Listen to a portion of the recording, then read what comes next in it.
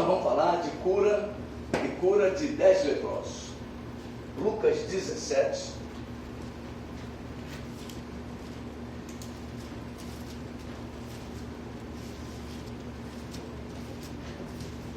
Essa cura tem muitas coisas interessantes nela, porque eram 10, né? Mas a palavra de Deus conta que na história, a respeito desse assunto, só um voltou. Então isso dá um percentual de 10% são agradecidos. E a Bíblia diz para que os 100% da igreja devem ser agradecidos. Sede agradecidos. A palavra de Deus fala isso. Epístolas falam isso. Nós devemos agradecer a Deus. Mas ali, 10 foram curados. Receberam a palavra de cura. O que nós vamos receber nesta noite é a palavra. Então, e ele manda eles irem a caminho do sacerdote. O sacerdote é que examinava, o sacerdote é que olhava e reintegrava aquele leproso à sociedade. Então, olha como é que é interessante. Quem são os sacerdotes hoje? Somos nós. Aqueles que estão fora da sociedade, né? Aqueles que estão aí, à margem da sociedade, aqueles que estão sem esperança do futuro, esperança no amanhã, a palavra de Deus diz que eles têm que vir ao sacerdote. Para o sacerdote poder o quê? Liberar ele para ele viver em sociedade. Olha que coisa interessante. Amém. Então as pessoas precisam vir à igreja, onde os sacerdotes estão reunidos, para poderem receber a palavra de, você está pronto agora, você está pronto para viver na sociedade. O diabo não mais vai te perturbar, o inimigo não vai mais te perturbar, o pecado não vai mais te perturbar. Na época de Jesus, né, a lepra apontava, na época de Jesus não, na época de Israel, lá no Velho Testamento, a lepra apontava para o pecado. Era uma consequência do pecado. A pessoa estava leprosa. Você conhece a história do rei, né, que aquele profeta novo foi profetizar sobre o altar e o rei se levantou contra ele. E o braço dele ficou o quê? Leproso. Precisou o profeta interceder para que o braço dele voltasse a ficar curado, né? A ficar como dantes. Então nós começamos a ver que, essa história de Miriam, foi leprosa, depois teve que ficar afastada uma temporada, fora do arraial, fora da comunidade, fora da sociedade de Israel, porque era uma característica do leproso. O leproso não podia ter comunhão. Então o que isso aponta? No Velho Testamento a lepra era por causa do pecado. Então o pecado contamina. A Bíblia diz que você não pode viver com uma pessoa que está vivendo em pecado, porque ele vai acabar te contaminando, né? Mas isso aí é assunto para o meio da mensagem. Nós vamos agora ler o texto, Lucas 17, versículo 11 em diante.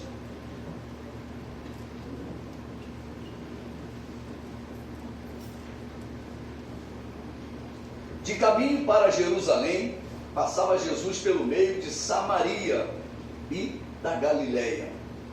Ao entrar numa aldeia, saíram-lhe ao encontro 10 leprosos, que ficaram de longe e lhe gritaram, dizendo: Jesus, mestre, compadece-te de nós.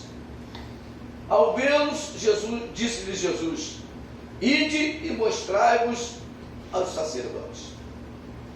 Aconteceu que, indo eles, foram purificados. O primeiro assunto é interessante, né? Quando se obedece a Jesus, somos purificados. Eles eram leprosos. Jesus só disse isso: vão e se mostrem aos sacerdotes. Eles não discutiram. Os 10 abaixaram a cabeça e vamos direto para o sacerdote. No caminho foram curados, foram purificados. Vamos continuar. Um dos 10, vendo que fora curado, voltou dando glória a Deus em alta voz, e prostrou-se com o rosto em terra aos pés de Jesus, agradecendo-lhe, e este era samaritano. Então Jesus lhe perguntou: não eram 10 os que foram curados? Onde estão os 9? Não houve porventura quem voltasse para dar glória a Deus, senão este estrangeiro? E disse-lhe: levanta-te e vai, a tua fé te salva. Glória a Deus. Outra informação preciosa: é a fé que salva. Não é a obra, é a fé. Mas a fé sem a obra, a Bíblia diz que dá problema. Não adianta você dizer que acredita em Jesus, que você crê no Senhor e não se envolve com aquilo que Ele determinou para você fazer. Então, a fé somente ela salva. Você se lembra do homem do ladrão da cruz? Ele não teve tempo de fazer a obra.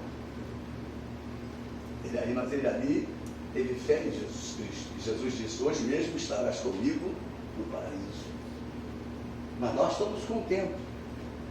Ninguém aqui, imagino eu, né? A gente não pode afirmar, não pode acrescentar um côvado. Acredito que amanhã de manhã nós todos estaremos vivos. Então pensar amanhã para botar em prática aí a obra de Deus, né? Amém. Fazer com que essa fé se torne uma fé viva, uma fé autêntica. Porque a fé autêntica é uma fé verdadeira. Não adianta você dizer que acredita em Jesus e não faz o que Jesus manda. Então nós precisamos tomar atitudes coerentes àquilo que Jesus determina para nós. Em todos os lugares por onde Jesus passava, sempre achava oportunidade para desempenhar a sua obra de compaixão e poder, para libertar os angustiados, os aflitos e os oprimidos. Por onde Jesus passava, ele tinha a oportunidade. Por onde nós passamos, nós temos oportunidade. Nós temos oportunidades. A oportunidade está sempre diante de nós. Nós é que muitas vezes recuamos e não colocamos em prática a oportunidade. Hoje estaremos colhendo algumas preciosas lições desta história, onde Jesus curou, na realidade, operou um verdadeiro milagre. Você imagina quando uma pessoa chega no hospital. A pessoa chega no hospital, vai para uma sala em que alguém vai avaliar ele. Dependendo da avaliação, ele vai passar para uma outra sala, onde vai ser um tratamento mais intenso. Dependendo do que ele tiver, ele vai ter que passar a madrugada, a noite, o dia, talvez até internar ele, para ele poder ser tratado. Mas as coisas com Jesus são muito diferentes. 10 leprosos, você imagina, o ser humano não tinha como tratar o leproso. Então o que ele fazia? Ele afastava o leproso. Botava o leproso longe, não quero ver. Tem pessoas que fazem isso com parentes. O parente vai envelhecendo, vai ficando mais velho, vai ficando gaga, começa o queixo. O queixo começa a ficar difícil para se locomover. O que eles fazem? Pega aquilo e abandonam. Bota num lugar qualquer e abandonam. Era o que eles faziam com o leproso. Eles afastavam o leproso. E não tinham comunhão. A comunhão era leproso com leproso. Por isso que os 10 estavam juntos. Interessante, né? Os 10 estavam juntos. Então, nós começamos a ver que ali havia uma comunidade de leproso, né? Era leproso pra caramba. Só 10 se apresentaram diante do Senhor e clamaram.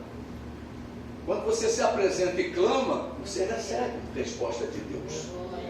Então, e hoje estaremos colhendo lições preciosas desta história onde Jesus curou essas vidas. 10 homens leprosos é o que diz o versículo 12, né? Estavam unidos pelo horrível e repugnante flagelo comum a todos os 10. Você sabe que o sofrimento parece que une as pessoas, né? A pessoa vai ficando junto, você vai debaixo desses viadutos, debaixo das marquises, Você vê ali um submundo. Pessoas dormindo com cachorro, né? Dormindo, tendo até família, né? Pessoas grávidas ali. Como é que tu arrumou esse filho? Foi aqui de baixo mesmo, foi dentro do viaduto. Né? A vida ali acontece. É um submundo. A gente não tem ideia do que acontece ali. Eu vou falar agora um pouquinho mais claro. Tem regiões no nosso município, aliás, muitas regiões, que são operadas como se fosse um submundo. A pessoa para sair de casa tem que saber se pode ou se não pode. Meu Deus do céu. Lugares que, se sair de casa, acho que ela está morrendo. Tem que perguntar se pode ou se não pode. Que horas eu posso voltar? É como se fosse toque de recolher. Então nós precisamos entender que é um submundo, governado por uma situação complicadíssima. E nós estamos vendo ali os 10 leprosos. E Jesus chega e não foge daquela situação. A Bíblia descreve que entre o povo judeu e o povo samaritano também havia divergências. Que divergências eram essas? Olha, amados, eu quero falar um pouquinho sobre isso. Alguns reinos antigos, como a Babilônia tinha uma seguinte característica: ela ocupava o espaço, tirava as pessoas inteligentes, as pessoas cultas, as pessoas hábeis, e levavam para a Babilônia e deixavam na terra só os pobres. Era assim que funcionava a Babilônia. Mas aí outro império veio o Império Medo-Persa, o Império Assírio, e nós começamos a ver que a característica desses povos na dominação era diferente. Quando a Assíria tirou Israel de Samaria, ele tira toda a população daquela terra e bota uma outra população naquela terra, e não só uma, várias populações de terras que eles conquistaram. Então aquela terra passa a ser uma terra onde há uma mistura de raça, de credo, de hábitos terríveis. Então Samaria, os samaritanos eram essa mistura. Não eram judeus, eram homens e mulheres que vieram de Ava. Tem lá uns nomes lá das cidades, quer ver? Vamos lá em Reis. Segundo Reis 17. Segundo Reis 17. Acho que está ali. Vamos ver se não está. Segundo Reis 17. Ó.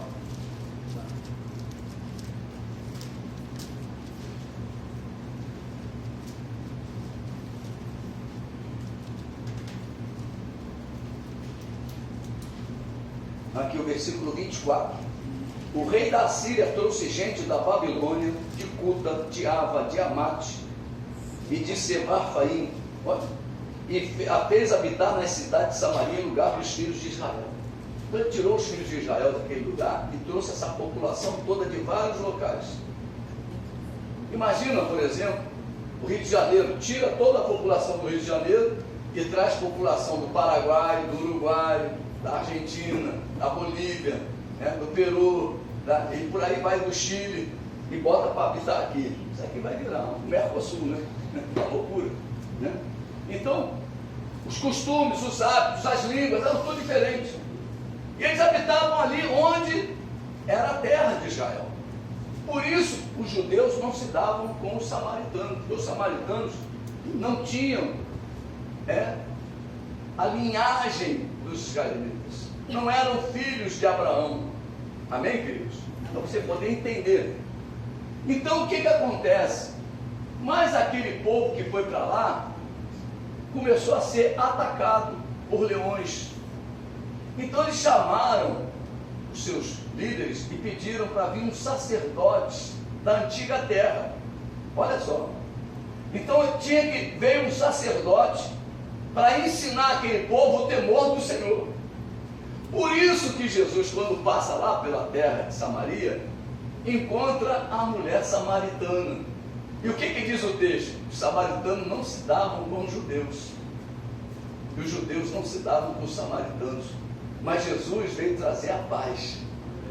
Então Jesus conversa com aquela samaritana, e aquela samaritana sabia que o Messias vinha de Israel. Sabia, ela tinha informações. Que informações foram essas? Foram as que aquele sacerdote levou para aquele povo começou a replicar, a passar de geração em geração. Que coisa tremenda, né?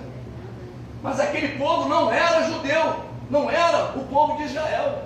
É isso que eu quero que você entenda, tá? Então esse samaritano que veio, esse leproso samaritano que veio adorar Jesus, ele não era judeu. E aquilo Jesus exaltou. Como pode um estrangeiro ser agradecido, vir e adorar? Então muitas pessoas olham e veem como é que pode. Nós que temos uma comunhão, uma aliança verdadeira com o Senhor, muitas vezes não nos prostramos, não nos humilhamos diante do Senhor, mas tu vê um católico, você vê uma pessoa que é idólatra, se quebrando diante de uma imagem, se quebrando diante dos demônios, se humilha. E nós que estamos diante do Rei dos Reis não podemos fazer isso. Nós precisamos entender o que está em volta desse processo todo. A Bíblia descreve que entre o povo judeu e o povo samaritano havia divergências. Essas eram as divergências, mas aquela dor, aquele quadro os unia. Então ali tinha leproso samaritano e tinha leproso judeu. Porque Jesus fala, o que voltou era samaritano. Por que não voltou os judeus? Por que não voltaram os judeus? Porque ali no meio da dor, une, meu irmão. No meio da dor, une. Une crente e une incrédulo. O sujeito está ali debaixo da dor, violenta, mesmo quadro. Né? Parece que está debaixo do mesmo juízo. Então nós precisamos. É como o pecado, onde todas as raças, todos os homens são uma só classe perante o Senhor. O pecado entrou no mundo inteiro. Chinês, japonês, americano, europeu, asiático, América do Sul, Oceania. A Bíblia diz que todos estão debaixo do pecado. Todos pecaram, estão carentes da glória de Deus. A lepra é um tipo de pecado. Só Deus podia curá-los. O pecado, só Deus tem jeito. As pessoas não podem resolver o problema do pecado numa casa de recuperação. A casa de recuperação não consegue. Alcoólatras anônimos, né? Os narcóticos, NA, narcóticos anônimos. Isso não resolve, isso não cura o pecado. Pode dar um jeito, melhorar o hábito do sujeito, mas não cura ele.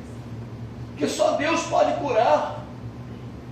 Outra coisa, é contagioso.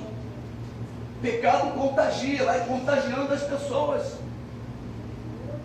Separa os homens uns dos outros. Se lembra que os leprosos tinham que viver longe da sociedade? E outra coisa, é nojento. É nojento.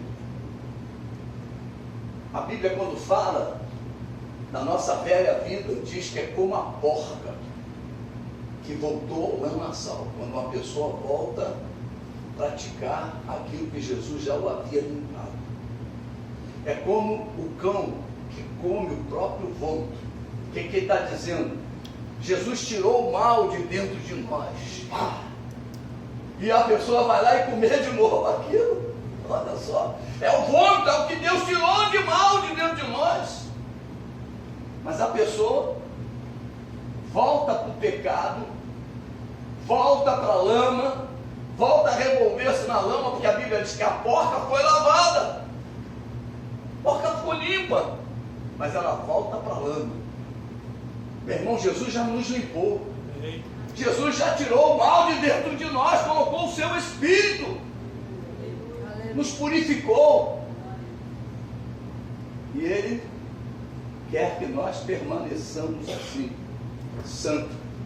Sede santo, porque eu sou santo. A lei ordenava, né? Nos versículos 12, nos diz que pararam de longe.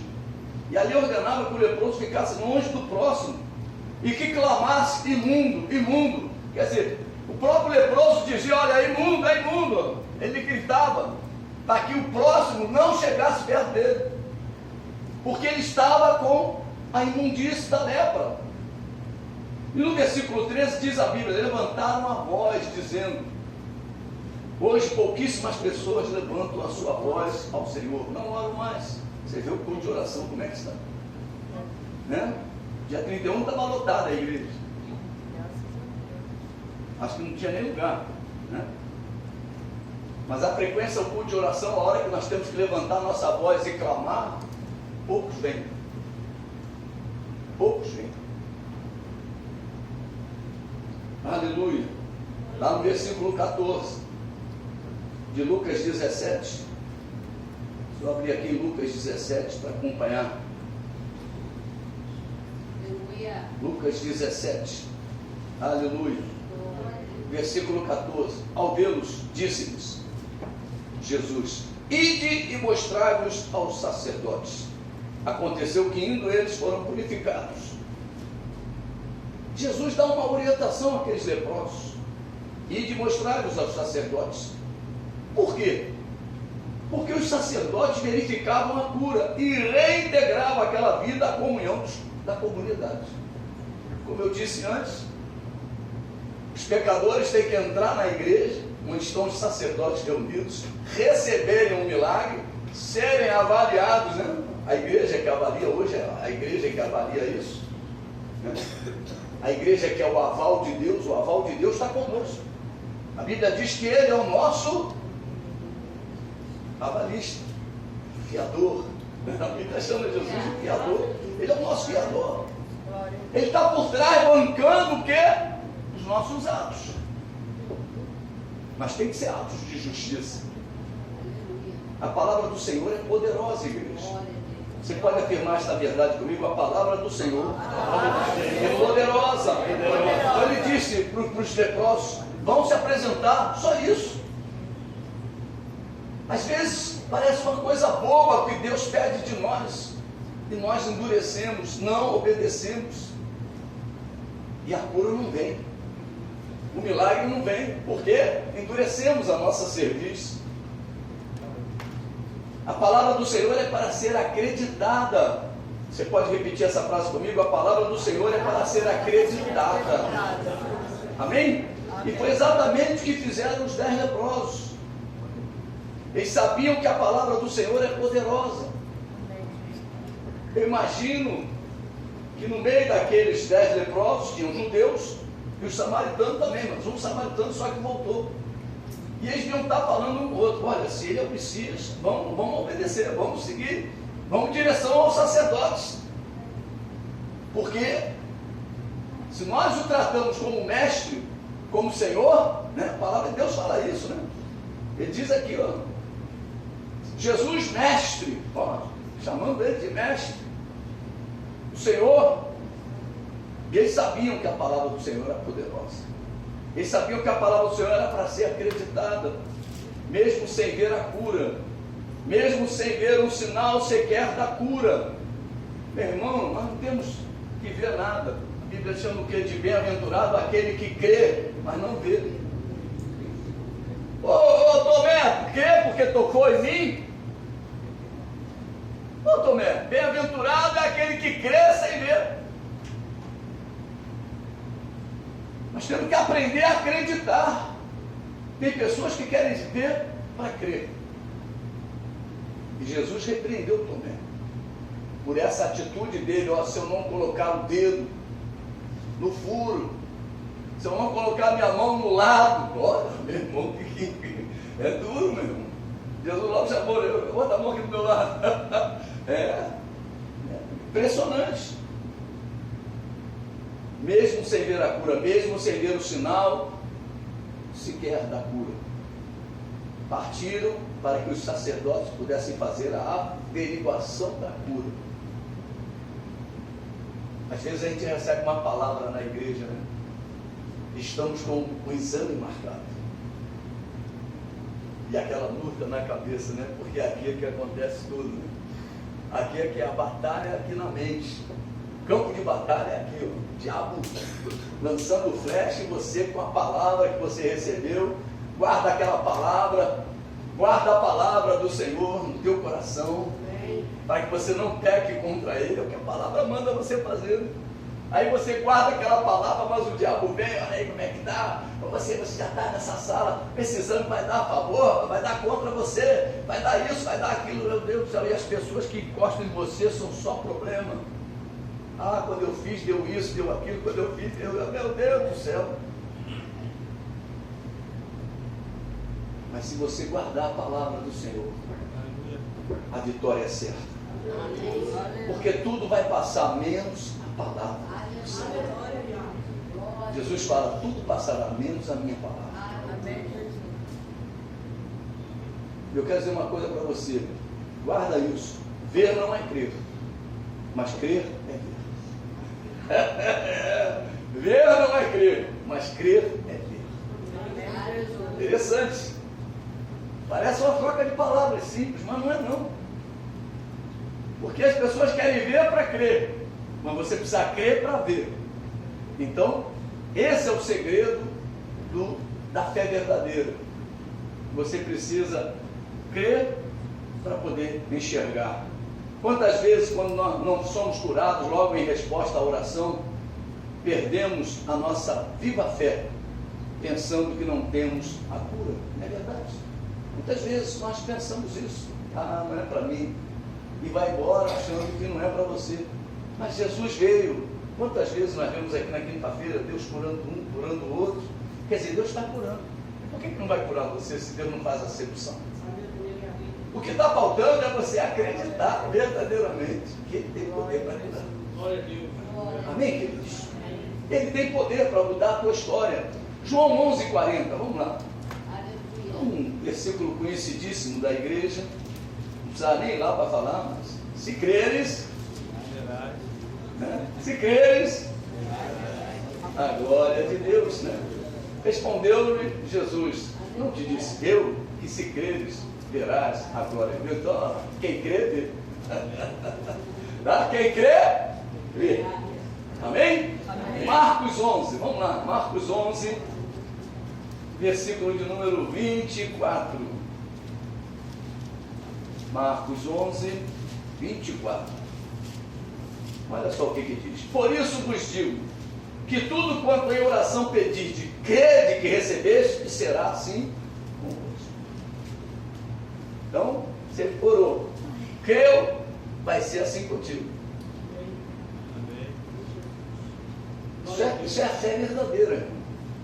Nós estamos falando aqui de coisas gloriosas.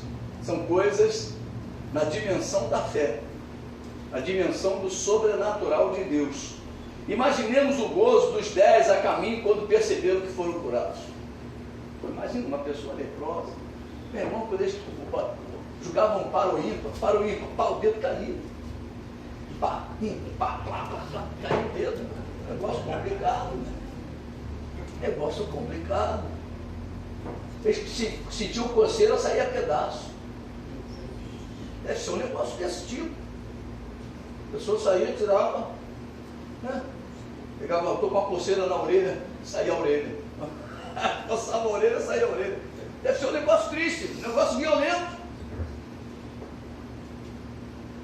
Aqueles homens ficaram curados. Aqueles homens ficaram. Imagina o gozo deles. Rapaz, tu está limpinho, parece uma criança. Olha como é que está a tua pele, olha como é que eu estou.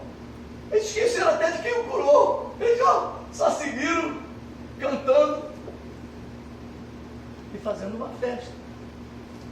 Mas a um voltou para agradecer. Imaginemos o gozo desses homens.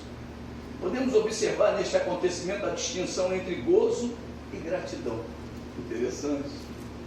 Uma coisa é você sentir o gozo da cura, mas e a gratidão? A Bíblia manda você ser grato. Você precisa aprender a ser grato. Meu irmão, a Bíblia diz que nós temos que ser grato a Deus por tudo. Toda vez que você acordar de manhã, agradece por tão grande salvação. Né? Nós estávamos perdidos, estávamos distantes, éramos inimigos de Deus. Só fazíamos coisas abomináveis a Deus. Não adianta você estar numa instituição, meu irmão, isso não resolve. É abominável. Mas quando você veio para a presença de Jesus, meu irmão, você tem que ser grato. Aleluia. Todos os que recebem as bênçãos de Deus estão geralmente muito contentes. Você fica alucinado, né? Ah, ganhei! Ganhou, não, o quê? Ganhei minha cura, ganhei milagre, passei de ano, fiz isso, meu irmão, a pessoa glorifica a Deus. Glorifica a Deus. Estava com um processo na Caixa Econômica para poder aprovar o meu financiamento, e aí o financiamento foi aprovado depois de 1, 2 anos, sei lá. Ele veio de lá glorificando, cantando, cheio de alegria, mas pouca gratidão.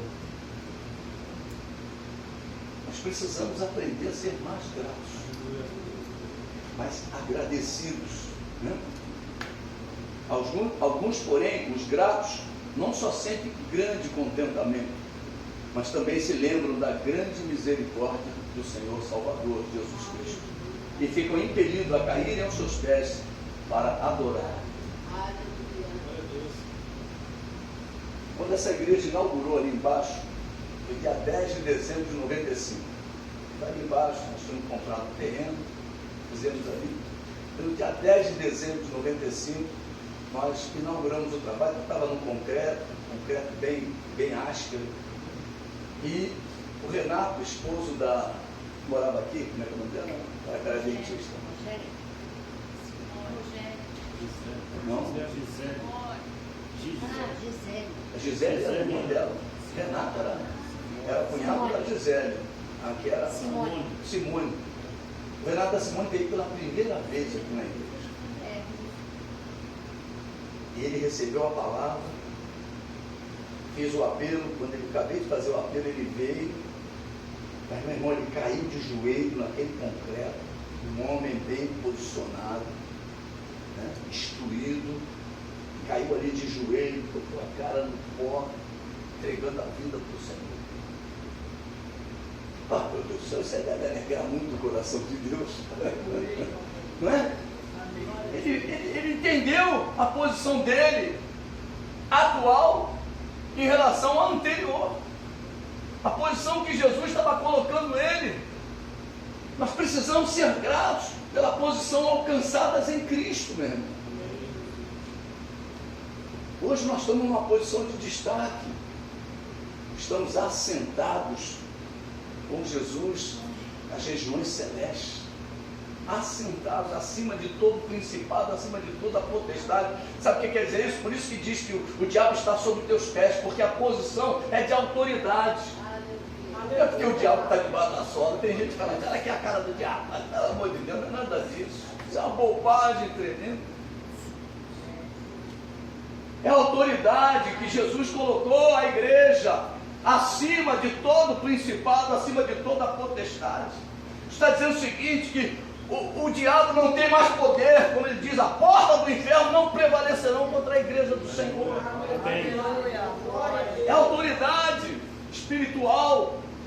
Quer dizer, o cristão não tem que ter medo do diabo. Meu irmão, houve alguma coisa na tua casa, você chamar pastor, sai em direção àquilo e diga em nome de Jesus. Deus te concedeu autoridade para isso. Você está numa posição de destaque que Deus colocou você quando você o aceitou. A Bíblia diz que Ele te pegou, te tirou das trevas e te colocou na luz.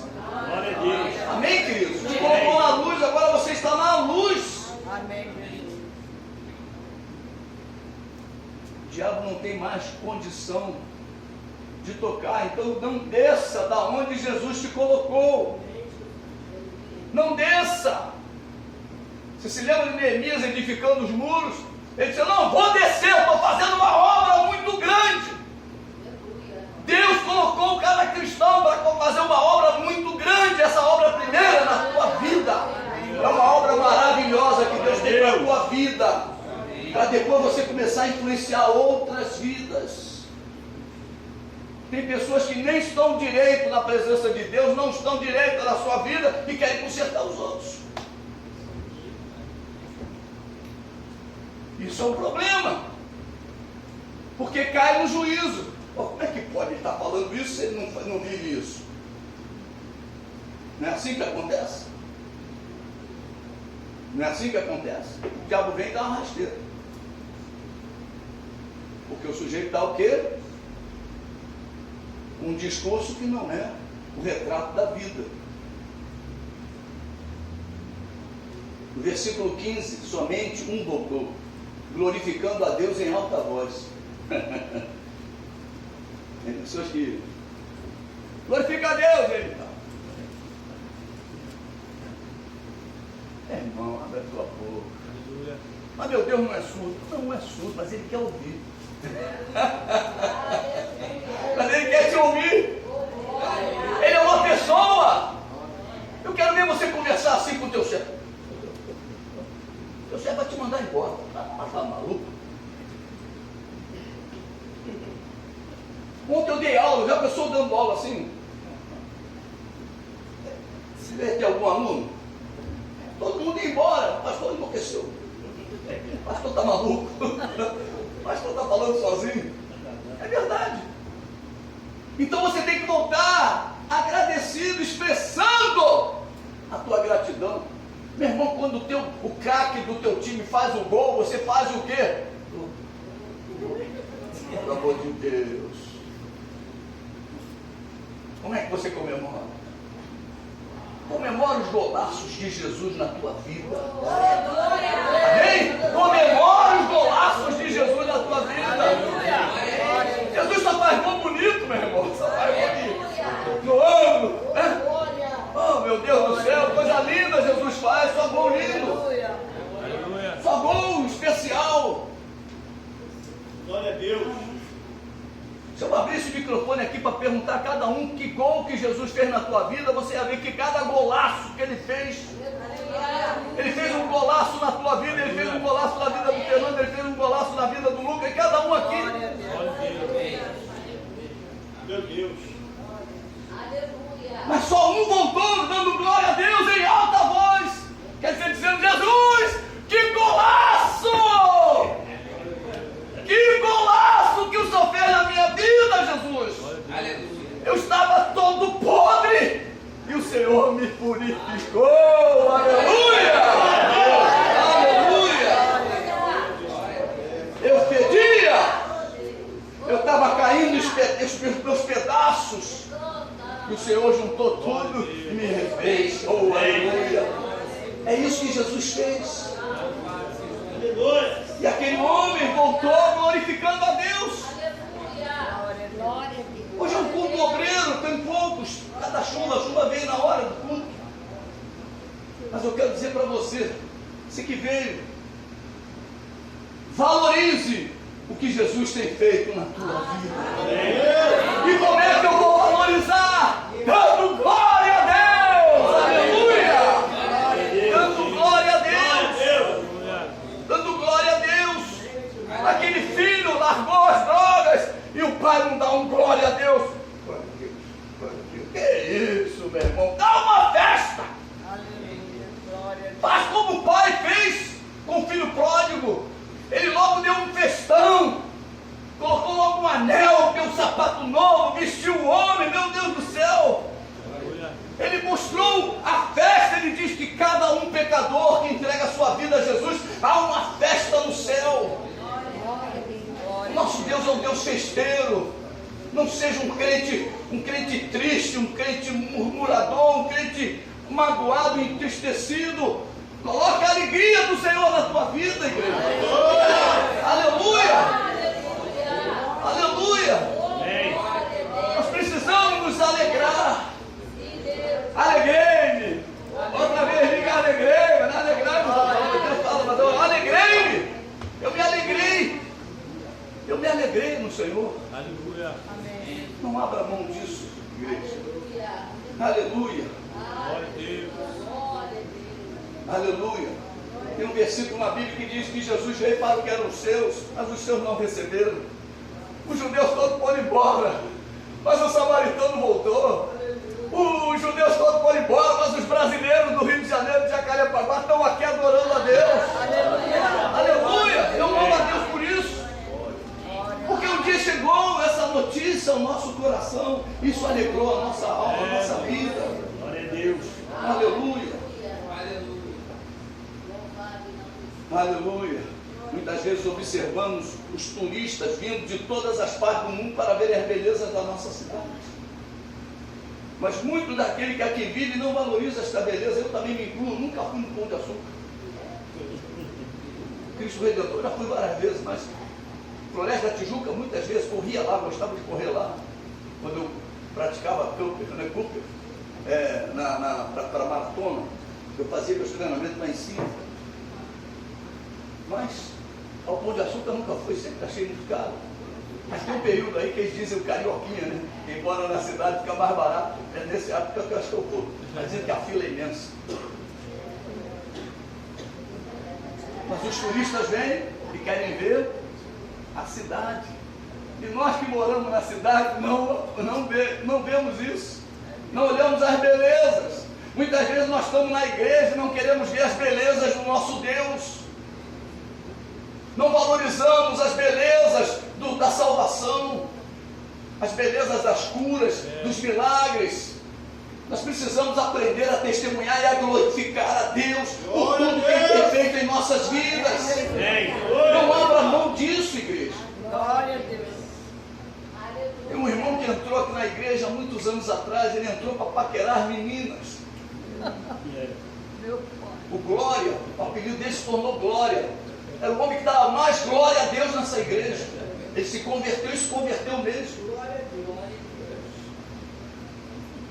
Oh, aleluia.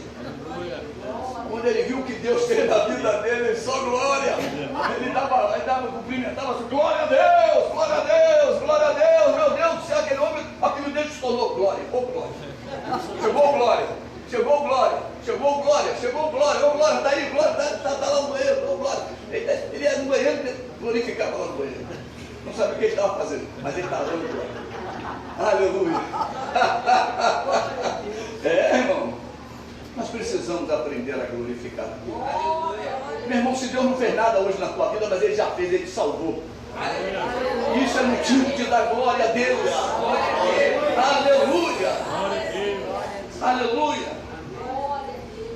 E muitas vezes, né, da mesma forma, as bênçãos do Senhor muitas vezes são mais apreciadas pelos recém-convertidos do que pelos que já estão há muito tempo, há muitos anos salvos.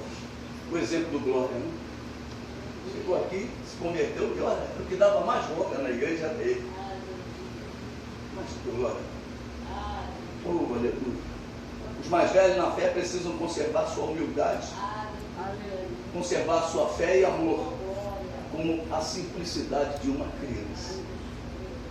A Bíblia diz que nós precisamos ser sempre como uma criança.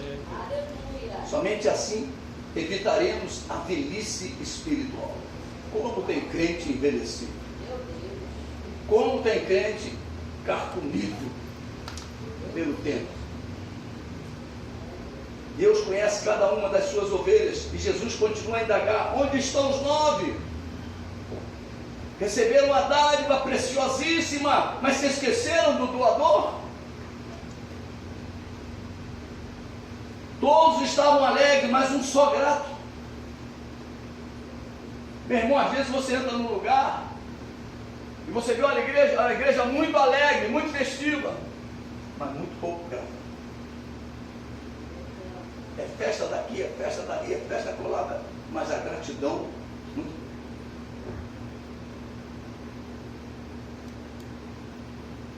Todos suplicaram, mas um só agradeceu. Todos chegaram para receber uma grande bênção do Senhor, só um voltou para oferecer algo. Você sabe que a gratidão é uma oferta. A Bíblia fala que nós precisamos ser oferta ao Senhor. E a gratidão é um ato de oferta.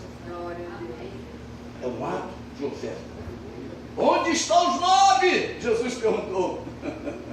Oh, quantas pessoas aqui já foram curadas. e que hoje vão dar um glória bem bonito para Jesus. Quantas pessoas aqui foram tratadas pelo Espírito Santo e precisam soltar esse glória a Deus, que o diabo muitas vezes oprime a gente, segura, faz a gente segurar por causa de vergonha. Quantas pessoas ficam envergonhadas na casa do Senhor, porque abrir a boca e dar um glória, eu, hein? Olha a minha posição, olha a minha posição, pelo amor de Deus. Aleluia. Pelo amor. Eu me lembro de, olha, eu me lembro de um casal que se converteu lá na igreja que eu me converti. E a mulher foi batizada no Espírito Santo. E o homem ainda não tinha se convertido, mas estava. O pessoal segurou ele num canto e escondeu ele da mulher. A mulher ficou que nem uma bêbada na igreja. Ficou que nem uma bêbada na igreja, pulando, falando do mistério. E parecia uma pipoca na panela. Uma pipoca só numa panela, tu imagina. A pipoca faz a festa, né? Pula para lá, pula para cá. E não tem ninguém para encostar, né? Ela ali estava solta. Né? E o marido, todo, como é que está minha esposa? Ela era cheia do Espírito Santo. Vai chegar a hora que ele vai também virar pipoca. O crente tem que virar pipoca. Né? O crente tem que pipocar. A gente precisa dar lugar ao Senhor. Precisa deixar o Espírito Santo agir na nossa vida. Para de oprimir, para de botar a rolha no Espírito Santo. Deixa o Espírito Santo fluir na tua vida. Meu irmão, quando você for agradecer, está achado você começar a agradecer em línguas. Porque você liberou tanto em teu coração que Deus o encheu. Aleluia. É assim que funciona, meu irmão. É assim que funciona. É assim que funciona.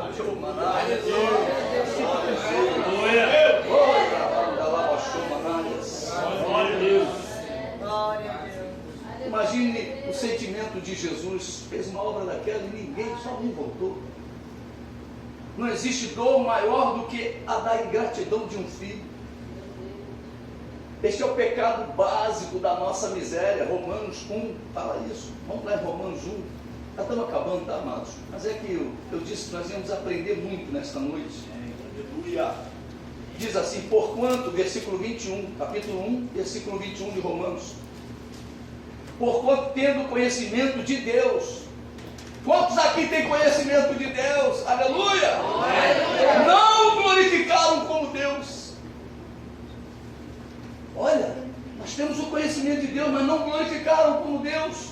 E diz aqui, ó, nele deram graças, antes se tornaram nulos em seus próprios raciocínios. Para de botar a tua cabeça para pensar como um ser humano normal e dá lugar à glorificação ao teu Deus. Glória a Deus. A Bíblia diz que o nosso Deus é o Deus de toda a glória. Amém. E ele continua dizendo, ó, obscurecendo-se-lhes o coração insensato, inculcando-se por sábios, tornaram-se loucos. Meu irmão, não engole o bolo não. Meu irmão, deixa Deus ouvir a tua gratidão. Glória a Deus, aleluia. Aleluia. Muitos desistem da obra de Deus por causa da ingratidão. Lembre-se de que Jesus é o nosso modelo. Ele não se deixou abater, continuou incansável na sua obra redentora.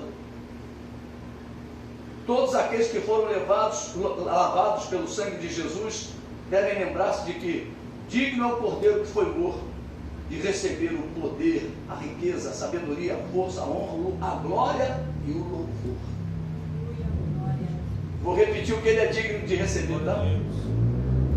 Digno é o Cordeiro que foi morto de receber o poder, riqueza, sabedoria e força e honra e glória e louvor. Meu irmão, ele é digno. Você não está fazendo isso pela igreja, tu não está fazendo isso pelo pastor, você não está fazendo isso porque ele te curou, quem pôs as mãos sobre a tua vida. É pelo teu Deus que é verdadeiro. Oh, aleluia. Aleluia. Nós devemos começar a ensinar ensaiar Glória a Deus. nossa parte aqui neste mundo, porque lá é só glória e aleluia, meu. Aleluia. Lá no céu é só glória e aleluia, lá acabou a vergonha, meu. Então começa a treinar aqui embaixo. A igreja deve render toda a honra, toda a glória ao Senhor Jesus. Aleluia. E para finalizar o versículo 19, levanta-te e vai, a tua fé te salvou. Aleluia. Jesus Cristo libertava tanto o corpo como a alma daqueles escravos de Satanás. Não sabemos se a doença voltou ou não para os outros 9 ingratos, mas certo é que perderam a mais alta e espiritual bênção dada ao que voltou para dar graças. Glória a Deus. O Aleluia. agradecido será salvo. Guarda isso no teu coração. O agradecido será salvo. A tua fé te salvou. Aleluia. Agradecimento faz parte da fé. É o pacote da fé, meu irmão. E sede agradecidos. Deus continua o mesmo, Ele quer curar, Ele quer libertar, mas a maior bênção é a nossa salvação, é a tua salvação. Deus quer que você permaneça sempre aos seus pés. Como os leprosos viviam longe da sociedade, não podiam viver em comunhão com a comunidade. E aqui estamos nós vivendo na casa do Pai. A casa de Deus, a igreja do Senhor, é uma casa de recuperação. Isso aqui é uma casa de recuperação. E todos nós estamos juntos, compartilhando da mesma dor, da mesma aflição, dos mesmos problemas e das mesmas alegrias. Estamos sendo curados pelo Senhor. Estamos sendo tratados pelo Senhor. Meu irmão, não pensa que você já estou pronto. Meu irmão, estamos sendo tratados. Eu preciso de cura, eu preciso de milagre, eu preciso de renovação. O Senhor Jesus está presente aqui, Ele quer ouvir o seu clamor, Ele quer ouvir a sua súplica. É um milagre que Jesus pode realizar. É a tua libertação, Jesus pode realizar. Mas a maior bênção é a tua salvação. Amém. Jesus veio para salvar os perdidos. Jesus não veio para os sãos. Jesus veio para aqueles que o clamam. E hoje é noite de milagre. Vamos ficar de pé. Glória a Deus. Aleluia. Aleluia. Glória a Deus. Glória a Deus. Aleluia.